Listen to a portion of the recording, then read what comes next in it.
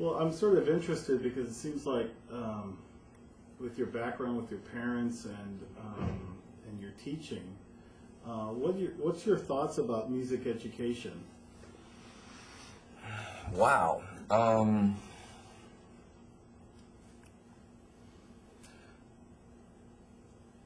Yeah, I can only speak really from my vantage point that certainly what I've done very well with is pretty much what happened to me. You know, I went from teacher to teacher early on and never really got, you know, what I wanted. And when I moved to San Francisco, you know, I went to Guitar Center and I'm like, you know, who do you got that teaches guitar that's really good? And they handed me Doug Doppler's name.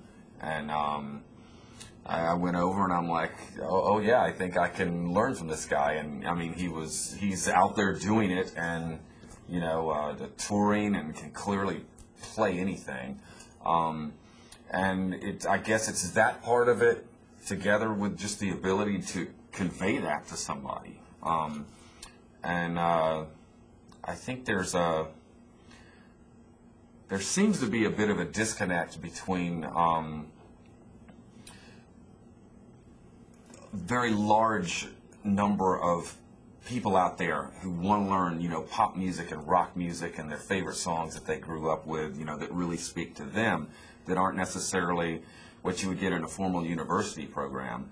And just being able to walk into, you know, the average store and have somebody really dive into that and convey it in a way that translates to, you know, the person getting that.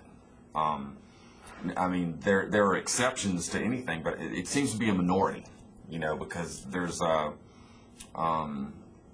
thing that I went through, you know, 20 years ago when I started playing, it still seems to be out there, and that, you know, show me Motley Crue or Led Zeppelin or Atreyu or whoever's out, you know, at the moment, and there seems still to be that lag, even though the principles of music are pretty ubiquitous.